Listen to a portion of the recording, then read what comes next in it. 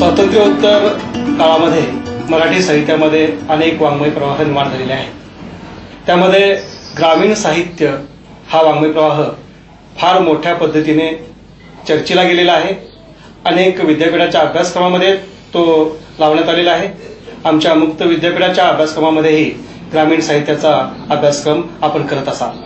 आज आपल्याकडे ग्रामीण साहित्यातलेच नव्हे तर मराठी साहित्यातले अत्यंत थोर ख्यातकीर्त असे दोन लेखक आलेले आहेत, डॉक्टर आनंद यादव आणि डॉक्टर नागनाथ कोतापल्ले. या दोन लेखकांचं वैशिष्ट्य म्हणजे या लेखकांनी ग्रामीण साहित्य प्रवाहाला प्रस्थापित करणं, स्थिर स्थावर करणे यासाठी वैचारिक लेखन केलेलं आहे. त्याचबरोबर ग्रामीण साहित्यामध्ये रचनात्मक वाङ्मय निर्मिती सुद्धा केलेली आहे. असे दोन लेखक जे समीक्षक आहेत, विचारवंत आहेत आणि लेखक आहेत, ते आपल्या भेटीला आलेले आहेत.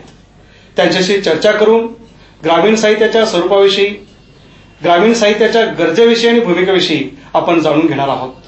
मी सर्वप्रथम डॉक्टर आनंद यादव सरांना विनंती करतो की ग्रामीण साहित्याची संकल्पना काय आहे त्यांनी याविषयी खुलासा करावा. यादव सर, ग्रामीण साहित्याची संकल्पनेविषयी आम्हाला सांगा.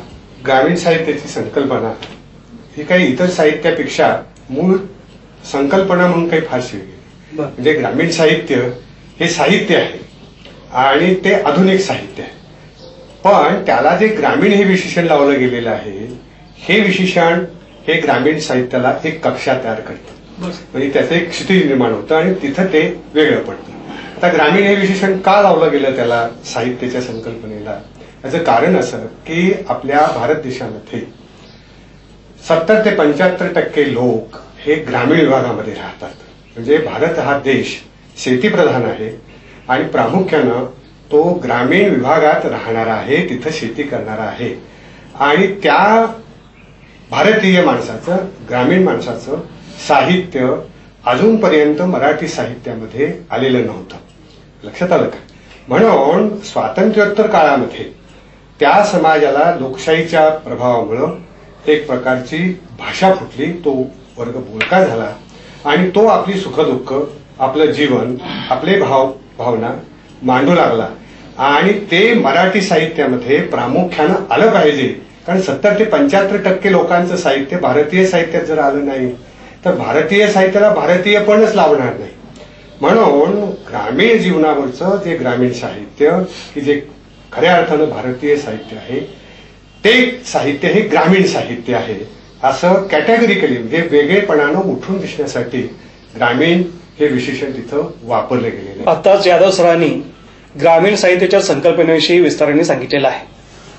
या ग्रामीण साहित्याची गरजच काय होती? कारण इतकं वाङ्मय निर्मिती विपुल प्रमाणे होत असताना ग्रामीण साहित्याची निर्मितीची गरज का निर्माण व्हावी असं आपल्याला का वाटतं? यादव सरांनी त्याची गरज तशी थोडीशी सांगितलेली आहे की भारतामध्ये 70% लोक हे ग्रामीण भागात राहतात आणि त्यांच्या जीवनाचं चित्रण असं येत नाही आणि त्या गरजेतून ते निर्माण झालं असं त्यांनी सूचित केलेलं आहे. आणखी थोडंसं मला असं सांगायचं आहे की ग्रामीण समाज ज्याला आपण म्हणतो, तर हा ग्रामीण समाज त्याची एक स्वतःची अशी स्वतंत्र रचना असते, त्याची एक स्वतंत्र जीवन पद्धती असते. म्हणजे जुन्या काळामध्ये तुम्हाला असं लक्षात येईल की बलुतयारी पद्धती होती, कारू नारू या पद्धतीने खेळ असायचं. काळी आणि पांढरी या दोन भागामध्ये ग्रामीण जीवनाचं स्वरूप आपल्याला दिसत होतं. तेव्हा याचा अर्थ असा आहे की ग्रामीण माणसं ही नागर माणसापेक्षा वेगळ्या पद्धतीने जगतात. त्यांच्या श्रद्धा निराळ्या असतात, त्यांच्या विचार करण्याची पद्धती निराळी असते आणि त्याहीपेक्षा महत्वाचं म्हणजे हे संबंध जे ग्रामीण जीवन आहे ते शेतीशी निगडीत असणार, कृषी केंद्रित असणार अशा प्रकारचं हे ग्रामीण जीवन असतं. आणि ज्या देशामधले 70% 75% लोक ज्या पद्धतीने जगतात, वेगळ्या पद्धतीने जगतात, त्यांचं जीवनच मुळी येत नव्हतं. साधारणतः तुम्हाला असं दिसेल बघा निंबाळे की इंग्रज आल्यानंतर या देशामध्ये खूप मोठ्या प्रमाणात बदल सुरू झाले आणि आपण कथा लिहायला लागलो, कादंबऱ्या लिहायला लागलो. हे सगळ्या कथा आणि कादंबऱ्या आणि एकूणच लेखन हे मध्यमवर्गावरती केंद्रित झालेलं होतं. पुढे हळूहळू ग्रामीण जनतेला भान येत गेलं. विशेषतः महात्मा फुले यांच्यापासून हे एक भान यायला लागलं आणि 1920 नंतरच्या काळामध्ये महात्मा गांधींच्या चळवळीनंतरच्या काळामध्ये विशेषतः गांधीजींनी जेव्हा असं सांगितलं की खेड्याकडे आता परत एकदा आपलं जायला पाहिजे, खेड्याकडे आपण परत गेलं पाहिजे, याच काळामध्ये आणखी काही चळवळी चालू होत्या ज्याच्यामध्ये ज्याला आपण डावी चळवळ असं म्हणतो, ही डावी चळवळ सुरू झालेली होती आणि त्यामुळे शोषित वर्ग, पीडित वर्ग, दलित वर्ग या संबंधीचं एक भान यायला लागलेलं होतं आणि मग हे नवीन आलेलं भान साहित्यामधून व्यक्त होणं अगदी स्वाभाविक होतं, गरजेचं होतं, ते गरजेचं होतं आणि त्यामुळे हे भान व्यक्त व्हायला लागलं. साधारणतः जाणीवपूर्वक 1920 नंतर ग्रामीण साहित्याला प्रारंभ झाला आणि मग हे भान प्रकट व्हायला लागलं, त्याची गरज वाटायला लागली, लोकांनाही हे चित्रण साहित्यात आलं पाहिजे असं वाटायला लागलं.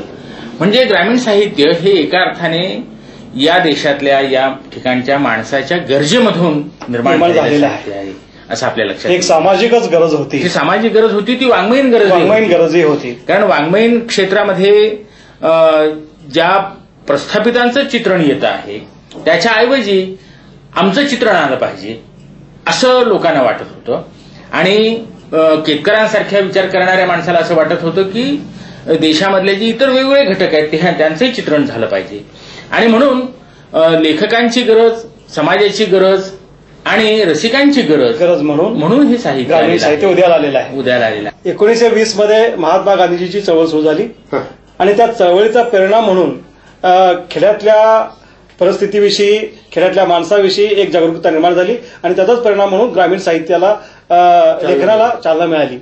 तर सर असं दिसतं की स्वातंत्र्योत्तर काळातलं ग्रामीण साहित्य आणि स्वातंत्र्यपूर्व काळातलं ग्रामीण साहित्य याच्यामध्ये थोडासा फरक जाणवतोय. यादव सर, की स्वातंत्र्यपूर्व काळातलं जे ग्रामीण साहित्य आहे त्या साहित्याचं स्वरूप कसं होतं याविषयी आमच्या विद्यार्थ्यांना थोडंसं स्पष्ट करून. स्वातंत्र्यपूर्व काळातलं जे ग्रामीण साहित्य होतं त्याला जशी महात्मा गांधींची प्रेरणा कारणीभूत झाली तशी आधुनिक साहित्याची म्हणून एक प्रेरणा होती. कारण आपलं सगळं मराठी साहित्य 1870 पासूनच्या पुढच्या काळामध्ये हे इंग्रजी साहित्याच्या अनुकरणातून हळूहळू आकाराला येत गेलेलं दिसतं. म्हणजे कथा, कादंबरी, कविता, नाटक वगैरे ह्या सगळ्या संकल्पना जुन्या होत्या त्या आधुनिक साहित्याच्या अनुषंगानं, इंग्रजी साहित्याच्या अनुषंगानं म्हणजे 1870च्या आसपास इंग्रजी अभ्यास, वाङ्मयाचा अभ्यास सगळा सुरू झाला आणि त्याच्यातून ह्या सगळ्या साहित्य प्रकारांचा परिचय झाला. त्याच्यातून हळूहळू 1920च्या आसपास जे ग्रामीण साहित्य आपल्याला दिसतंय ते नुसतं गांधीजींच्या प्रेरणेनं दिसत नाही, तर दुसरी त्याला प्रेरणा अशी आहे की ज्याला आपण रोमॅन्टिक प्रेरणा म्हणतो, स्वच्छंदतावादी, स्वप्नवादी अशी परंपरा, अशी एक परंपरा असते. म्हणजे आपल्या मनातली काही स्वप्न असतात आणि ती स्वप्न आपण आपल्या साहित्यामध्ये व्यक्त करावीत अशी त्यावेळच्या त्या साहित्याचीच एक प्रेरणा होती. आणि त्या प्रेरणेतून पाश्चात्य वाङ्मयामध्ये जे रुरल लिटरेचर म्हणतो आपण ज्याला, किंवा रस्टिक लिटरेचर असं म्हटलं जातं, त्याच्या अनुषंगानं आरंभीच्या लोकांनी काही कादंबऱ्या लिहिलेल्या दिसतात. त्यामध्ये तुम्हाला रवा देहे दिसतील, गलत ठोकळ दिसतील, किंवा कवितेच्या क्षेत्रामध्ये कवी गिरीश, यशवंत वगैरे सगळी मंडळी ग्रामीण कविता करताना दिसतील, के नारखेडे दिसतील. या लोकांचं जे ग्रामीण साहित्य होतं स्वातंत्र्यपूर्व काळातलं, ही मंडळी जी लिहिती मंडळी होती त्या लिहित्या मंडळीच्या पाठीमागे एक सामाजिक इतिहास होता. म्हणजे समाजातल्या मध्यम वर्गातील, बहुजन समाजातील जी मंडळी आपल्या विकासासाठी, उद्धारासाठी खेड्यातून शहरामध्ये आली होती आणि इथं शिक्षण घेऊन ती इथंच स्थायिक झालेली होती, ज्यांची नावं मी तुम्हाला आता सांगितली ती नावं अशा प्रकारची आहेत. आणि ह्या लोकांनी प्रत्यक्ष शेतीचा अनुभव घेतलेला नव्हता, पण त्यांची शेती होती. त्यांच्या शेतावर खेडेगावचे जे छोटे शेतकरी किंवा ज्याला आपण करदे म्हणतात, ते करदे लोक त्यांच्यावर राबत होते. छोटे शेतकरी, शेतमजूर त्यांच्यावर राबत होते. ते लांबून पाहत होते. त्यांना पिकं फक्त आपली हिरवीगार अशी वाटत होती. लक्षात आलं का? म्हणजे आपल्याला स्वातंत्र्यपूर्व काळातलं जे ग्रामीण साहित्य आहे ते वास्तव नाही असं वास्तव नाही असं नाही, ते रोमॅन्टिक आहे. रोमॅन्टिक म्हणजे वास्तवाचा आणि रोमॅन्टिसिझमचा संबंध असतो की वास्तवाच्या आधारानेच आपण कल्पना करत असतो. म्हणून वास्तवाचा संबंध मूलभूत, पायाभूत स्वरूपात असतो. म्हणजे न्याहारी ही पायाभूत असते. न्याहारीचा वकुत होईल मैत्रिणी बिगी बिगी चाल. आणि हे कशासाठी बिगी बिगी चाल? तर फार उशीर होईल न्याहारीला, पण न्याहारीची वेळ माहिती नसते लोकांना.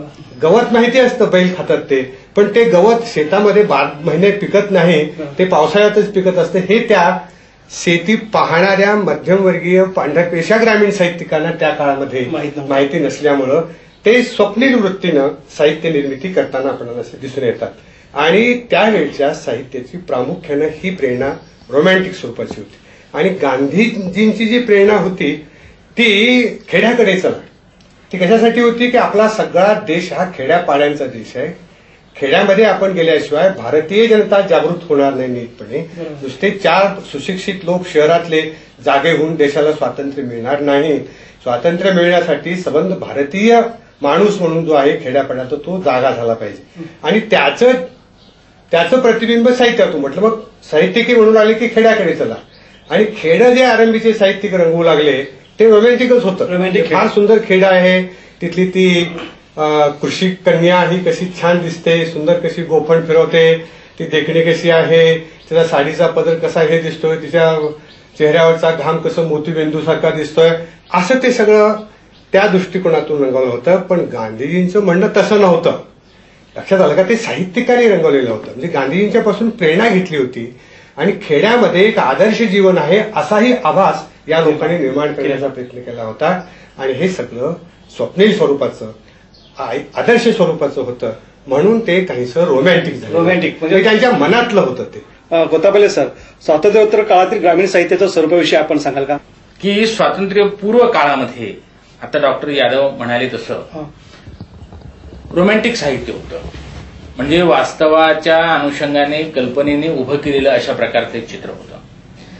स्वातंत्र्यानंतरच्या काळामध्ये जो सगळ्यात महत्वाचा बदल जर कोणता झालेला असेल ग्रामीण साहित्यामध्ये तर तो बदल असा झाला की लेखक हे वास्तवाकडे जायचा प्रयत्न करायला लागले किंवा वास्तव आपल्या साहित्यातून आलं पाहिजे, खरंखुरं खेडं आपल्या साहित्यातून आलं पाहिजे, तिथले प्रश्न आले पाहिजे, तिथल्या समस्या आल्या पाहिजेत, अशा प्रकारची एक दृष्टी ही लेखकांना मिळत गेली. आणि त्याचं एक कारण असं आपलं दिसेल की शिक्षणाचा प्रसार स्वातंत्र्योत्तर काळामध्ये फार मोठ्या प्रमाणात झाला. अगदी खेड्यापाड्यापर्यंतही शिक्षण जाऊन पोहोचलं आणि शेतामध्ये राबणारा मुलगा हा शिकायला लागला. म्हणजे त्याला एकाच वेळी नवं जगही कळत होतं आणि त्याच वेळी आपली शेतीही कळत होती, आपलं जगणं कळत होतं, आपलं खेडं कळत होतं. तर ही एक जी नवी पिढी आली, ही नवी पिढी आपलं वास्तव मांडायला लागली. म्हणजे स्वातंत्र्यानंतरच्या काळामधला सगळ्यात महत्वाचा बदल कोणता असेल तर तो म्हणजे वास्तवाकडे येण्याचा प्रयत्न सुरू झाला. दुसरी एक गोष्ट तुम्हाला असं दिसेल की स्वातंत्र्य ही जी संकल्पना आहे ही संकल्पनाच मुळी भारतीयांच्या जीवनामध्ये आमूलाग्र अशा प्रकारची क्रांती करणारी घटना आहे. कारण या ठिकाणी एक राज्यकर्ता जाऊन दुसरा राज्यकर्ता आला एवढा बदल झालेला नाही, तर लोकांची मानसिकता बदलली की आपण स्वतंत्र आहोत, आपल्याला विचार करता येऊ शकतं, आपल्याला आपल्या मनाप्रमाणे काही घडवता येऊ शकतं असं वाटायला लागलं. आणि एका अर्थाने लोकांच्या मनामध्ये आत्मविश्वास आला. आणि मग हा आत्मविश्वास आल्यानंतर ते पाहायला लागले की ज्या आत्मविश्वासाने आपण जगाकडे बघतो आहोत तसं आजूबाजूला दिसत नाही, आणखी काहीतरी वेगळीच परिस्थिती जीवनामध्ये आहे प्रत्यक्ष असं वाटायला लागलं. एक ताण निर्माण झाला. स्वातंत्र्योत्तर काळामध्ये विकासाचाही एक वेग सुरू झाला. नव्याने भारताच्या जडणघडणीसाठी म्हणून आपल्या देशाने अनेक प्रयत्न सुरू केले. त्याच्यामध्ये एक प्रयत्न औद्योगिकरणाचा होता. आणि मग त्याचा एक भाग म्हणून तुम्हाला असं दिसेल की अगदी ग्रामीण भागामध्ये खेड्यापाड्यापर्यंत शेतीमध्ये वापरण्यासाठीची नवी औद्योगिक उपकरणे यायला लागली आणि त्याच्यातून संबंध ग्रामीण जीवन हे ढवळून निघायला लागलं. म्हणजे वास्तवाकडे ते यायला निघाले, ग्रामीण लेखक वास्तवाकडे ते आलेही. आणि मग त्यांना जे चित्र दिसायला लागलं ते चित्र हे एका अर्थाने संबंध आपण ग्रामीण जीवन कसं बदललेलं आहे हे समजून घेतलं पाहिजे असं त्यांना वाटायला लागलं. आता उदाहरण सांगायचं झालं तर मी 2 कादंबऱ्यांचं उदाहरण देतो सुरुवातीच्या काळातल्या, ज्याच्यामध्ये आनंद यादव यांची गोतावळा आहे आणि दुसरी रारम बोराडे यांची पाचोळा. तर ह्या दोन्ही कादंबऱ्या तुम्हाला असं दिसेल की औद्योगिकरण किंवा नवीन यंत्रसामग्री खेड्यामध्ये येणं आणि त्यातून खेड्यातल्या माणसांच्या जीवनामध्ये काही प्रश्न निर्माण होणं हे सुरू झालं. या प्रश्नांचं चित्रण ह्या लेखकांनी केलेलं आहे असं तुम्हाला लक्षात येईल. आणखी थोडंसं जर आपण पुढे गेलो म्हणजे साधारणतः 70, 72, 75च्या दरम्यान जर आपण गेलो तर आपल्याला असं दिसेल की शिक्षणाचा प्रसार तर विपुल असा झालेला आहे आणि ग्रामीण जीवनातले प्रश्न हे अधिक तीव्र झालेले आहेत. ग्रामीण जीवनामध्ये एक विदारक अशा प्रकारची परिस्थिती निर्माण व्हायला लागली आहे. म्हणजे दुष्काळासारखं एक संकट तर त्या काळामध्ये आपलं दिसतं. पण त्यापेक्षाही जमिनीची छोटी छोटी तुकडे होणं, नवी बी बियाणं येणं, ती नव्या बी बियाण्यांशी शेतकऱ्यांना समरस न होता येणं किंवा नवीन खत येणं आणि त्याचे प्रचंड अशा प्रकारचे वाढलेले भाव असणं, या सगळ्यामधून जो शेतकरी आहे हा शेतकरी त्याच्या जीवनात प्रश्न निर्माण झाले. किंवा साखर कारखाने आले. या साखर कारखान्यामुळे सगळीकडे ऊस लावला गेला पण ह्या ऊसाला भाव मिळत नाही किंवा ह्या ऊसाला तोडणी कामगार येऊन तोडून नेत नाहीत. अनेक ठिकाणी हा ऊस तिथे वाळून जातो. तेव्हा ग्रामीण जीवनामध्ये वरचेवर अधिकच प्रश्न निर्माण होत गेले. म्हणजे एकीकडे सुधारणा आहे, एकीकडे विकासाची गती आहे, पण त्या गतीबरोबर खेड्यातल्या माणसाच्या जीवनाची होरपळ ही सुरू झाली आणि त्यामुळं स्वातंत्र्योत्तर काळामधलं जे ग्रामीण साहित्य आहे त्याच्यामध्ये बदल होणं अगदी स्वाभाविक होतं कारण जीवनामध्ये प्रश्न निर्माण होत गेले. यादव सर, कालचं खेळ आणि आजच्या खेळाच्या स्वरूपामध्ये फार फरक पडलेला आहे. औद्योगिकरण, सुधारणा, नागरीकरण याच्या प्रभावामुळे खेडी बदलत आहेत.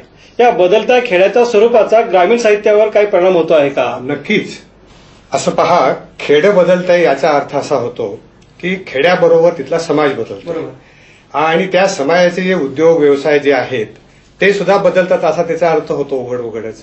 तर तेव्हा त्याचे परिणाम, त्या बदलाचे परिणाम म्हणून परिणाम नसतात तर त्याच्यातून काही नवे प्रश्न, नवे मानवी संबंध निर्माण होत असतात आणि ते संबंध बदलतात आणि त्याच्यातून नवीन साहित्य आकाराला येऊ लागतं.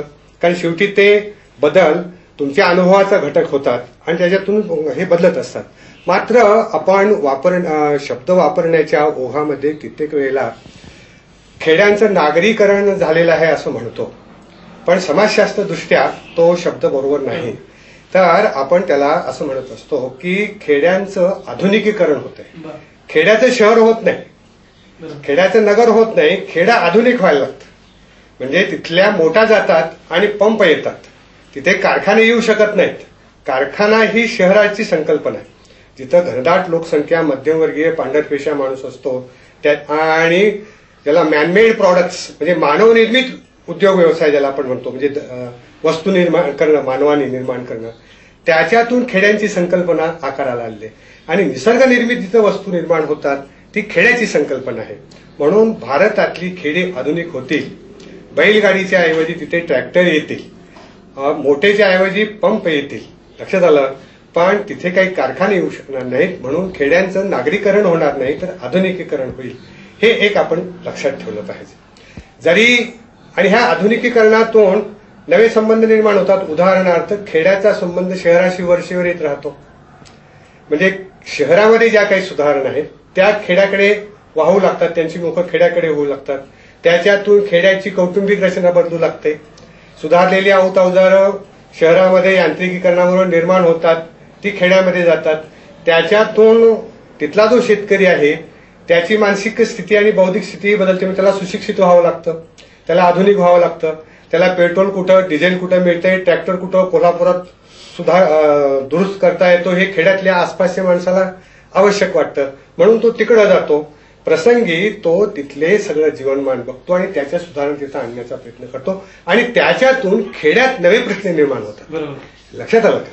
हा मूळ मुद्दा आहे. आणि त्या नव्या प्रश्नातून तुमचं नवं जीवन आकाराला येतं आणि त्याच्यातून जे प्रश्न निर्माण होतात ते त्या वेळच्या ग्रामीण साहित्यिकाच्या साहित्यामधून प्रतिबिंबित होतात.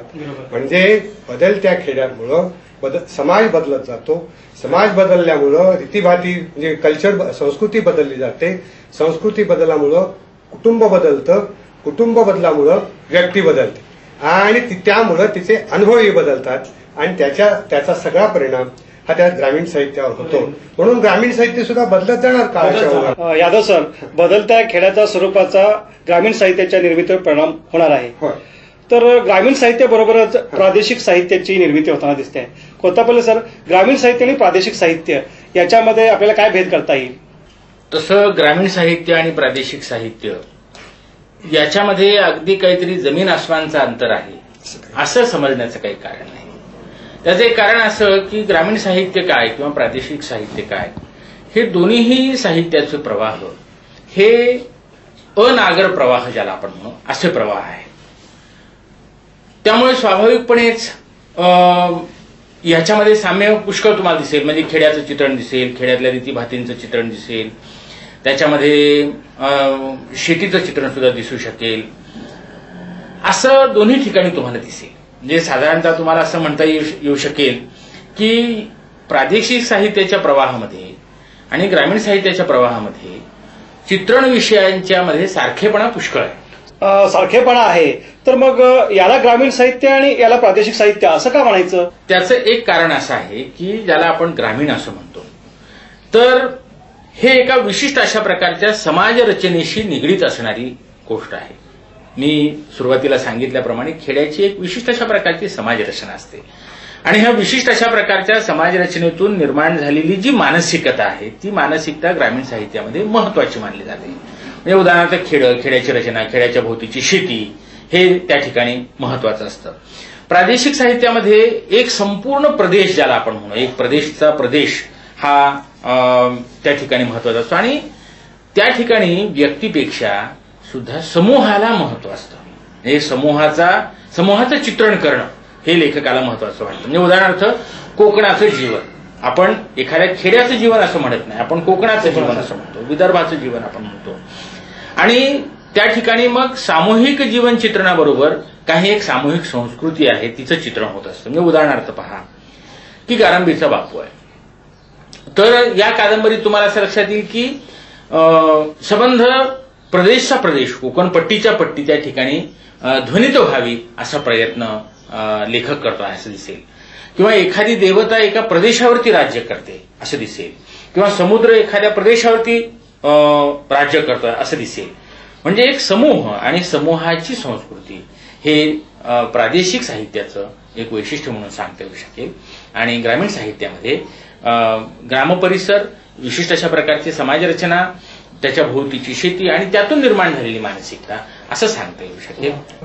आपल्या महाराष्ट्राचे प्रादेशिक 4 भाग पडतात. लक्षात आलं का? खेडी पुष्कळ आहेत, प्रत्येक प्रदेशामध्ये खेडेही असतात. प्रादेशिक म्हणजे कोकण, पश्चिम महाराष्ट्र, मराठवाडा आणि विदर्भ असे 4 भाग पडतात. ह्या प्रदेशाची वेगवेगळी वैशिष्ट्य असतात. हे सगळेच ग्रामीण प्रदेश असले तरी कोकणात प्रचंड पाऊस पडतो प्रत्येक वर्षी, पण मराठवाड्यात दुष्काळ नेहमी पडत असतो. म्हणजे मराठवाड्यामध्ये 30-40 एकर जमीन असलेले काही शेतकरी इथे पुण्यामध्ये येऊन वॉचमनचं काम करतात, कारण तिकडे दुष्काळ असतो. आणि पश्चिम महाराष्ट्रामध्ये 50 ते 60 असा इंच पाऊस पडत असल्यामुळं पश्चिम महाराष्ट्रात ज्याला 7 किंवा 8 एकर शेती आहे तो शेतकरी सुखी असलेला तुम्हाला दिसतो, कारण त्याची शेती ही 12माही शेती असते. म्हणजे दोन्हीही ग्रामीण भागच आहेत, पण प्रदेशनिहाय त्या त्या प्रदेशाची संस्कृती असते. कोकणातली घरं तुम्हाला उतरत्या छपराची दिसतील पावसामुळे, आणि मराठवाड्यातली घरं तुम्हाला धाब्याची दिसतील. धाब्याची घरं जर कोकणात आली तर ती प्रत्येक वर्षी तुम्हाला नवी बांधावी लागतील. लक्षात आलं का? इतका पाऊस तिकडे होतो. आणि त्याच्यानुसार तिथली शेती आणि जीवनशैली बदलते. कारण कोकणातल्या माणूस तिथं छत्री वापरत नाही पावसासाठी, तो इरलाच वापरतो. कारण प्रचंड पाऊस तकवण्यासाठी, थांबवण्यासाठी इरल्याचा उपयोग होतो. आणि मराठवाड्यातला माणूस आता छत्री वापरताना दिसतो. ह्यातला मधला भाग म्हणजे पश्चिम महाराष्ट्राचा माणूस घोंगडं किंवा पोतं वापरताना दिसतो. 40 इंच पाऊस तिथं त्याला झेपेल असायचं. अशा रीतीनं प्रत्येक प्रदेशाची वैशिष्ट्य वेगवेगळी असतात. आणि एवढंच नव्हे तर त्या त्या प्रदेशामध्ये जी खेडी असतात त्यांची सुद्धा उत्तर, दक्षिण, पूर्व, पश्चिम असे भाग पडतात. आता पाश्चात्य जीवनामध्ये काय झालेलं आहे, अशा प्रकारचे समाजशास्त्रज्ञ की ज्यांनी प्रत्येक प्रदेशाचा स्वतंत्रपणे अभ्यास करून व कोकणातला माणूस कसा वागतो मराठवाड्यातला माणूस कसा वागतो ह्याची आजच्या समाजशास्त्रज्ञांनी जशी मीमांसा केलेली असते, तो माणूस तुम्हाला दोघेही ग्रामीण असले तर दोघे वेगळे वागताना तुम्हाला दिसतील. दोघांचे पोशाख वेगळे तुम्हाला दिसतील, दोघांची बोली तुम्हाला वेगळी दिसतील, दोघांचे संदर्भ तुम्हाला वेगळे दिसतील.